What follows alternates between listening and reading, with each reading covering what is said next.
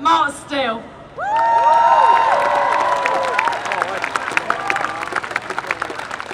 Thanks very much. To start with, I'd like to say that I want to live in a world where Jeremy Corbyn walks on a stage and is greeted as if he's a rock star.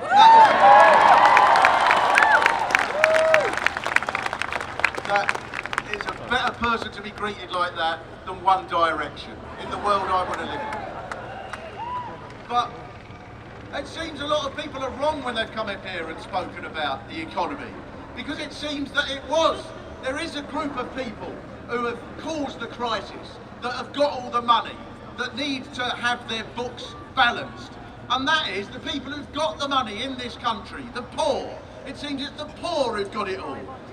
We can't build the things that we built 100 years ago. 100 years ago we built libraries and schools and we were happy to do so. Now we've got to shut these things down. We're poorer than we were 100 years ago. And who's got all the money? The poor have taken it. Obviously, that's the logic of it.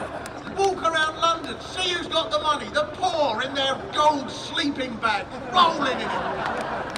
Look at them all, people in care homes that are now being shut down. Good for greedy old bastards, taking all the money, gambling all their money on stock exchanges while they go up and down the stair lift. Firemen, lollipop ladies, people who are having their jobs taken away from them. These are the people, it seems, that have got all the money. And the immigrants, they're the people that have to be blamed. Look at them, 6 of them living in a shed, rolling in it they are. This seems to be the rule now of how we have to think about immigration. It seems to be the way we have to think about immigration is, I'll tell you what happens with immigrants. They run away from Somalia and they walk across Africa, they climb in a barrel, they float to Spain, travel across Europe on the back of a truck in a crate full of pigs, cling to the side of a hovercraft, come over here, then we're supposed to look after these people who aren't prepared to make an effort.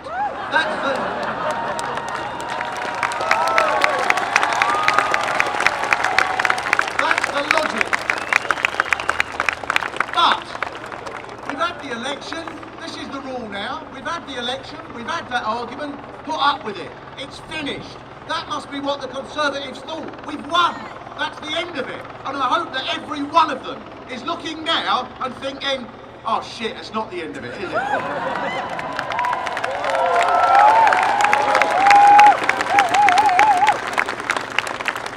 Because that is the way they're thinking. You can't complain, you're not even allowed to. We've had the argument, it's finished. If you're relying on a food bank, just whistle as you do so, because it's all finished. You can't complain. If you're being thrown out of your house because it's got a bedroom that isn't being slept in every single night of the week, and you're being thrown out by a man called Ian Duncan Smith, who lives in a mansion that he was given to him, on which he pays no rent, which he was given by a relative, which has 8 spare bedrooms, and which I would be very happy to take off him. If that is the case, don't complain about it. It's all finished. That's the end. We've had the election. But the most annoying part of this argument is that one group of people that seems to have accepted this argument is most of the people at the top of the Labour Party that Jeremy is very thankfully fighting against.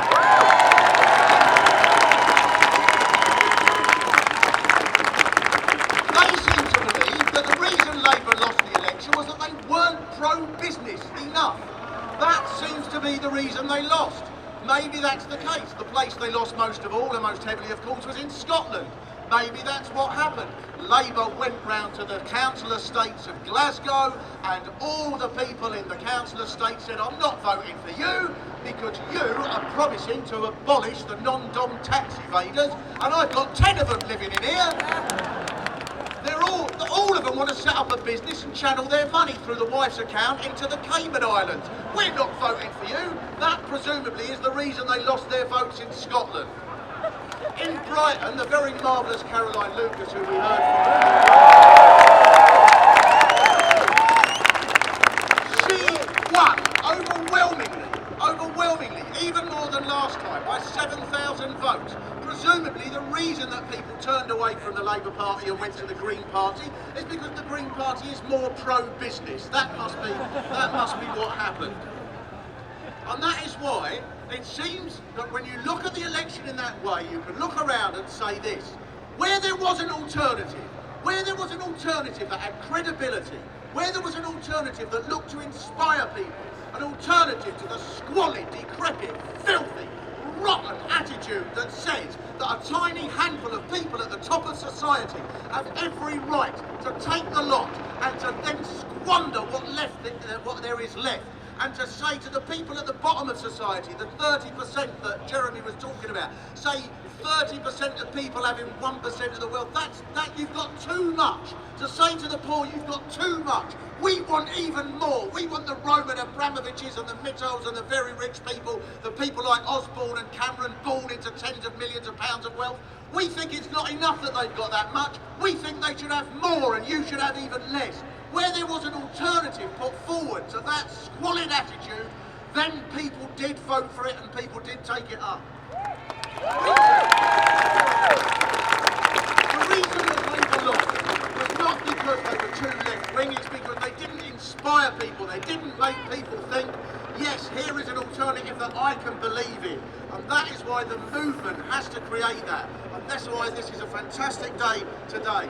They say we've got to win over the middle ground, the Labour Party leaders. And it's true, but the middle ground changes. 30 years ago, if you supported gay marriage, you were an extremist. Now you're an extremist if you don't support it. These conservative characters who still come out with the same lines, they can't understand why no one agrees with it anymore. One of them last week, he said, you know, the trouble with gay marriage, it undermines my marriage between me and my wife. And to which anyone normal now thinks, well, what a bloody fragile marriage you must have, mate. You really think that? They said it encourages people to be gay, which I doubt. I doubt very much that anyone since the law changed has said, I'm not gay, but I'm going to marry Stan over the road. It just seems a shame to waste a change in the law. The middle ground has changed because people stood and fought and argued for the changing of the middle ground. They just didn't accept it. And if there is a social movement that we can do, as has happened in Greece, as has happened in Scotland, we can transform society. That is why this social movement, this movement today, this demonstration today is a huge, inspiring part of changing society. I hope people vote for Jeremy, and I'm sure he will agree with us. Absolutely. That is one part of changing society.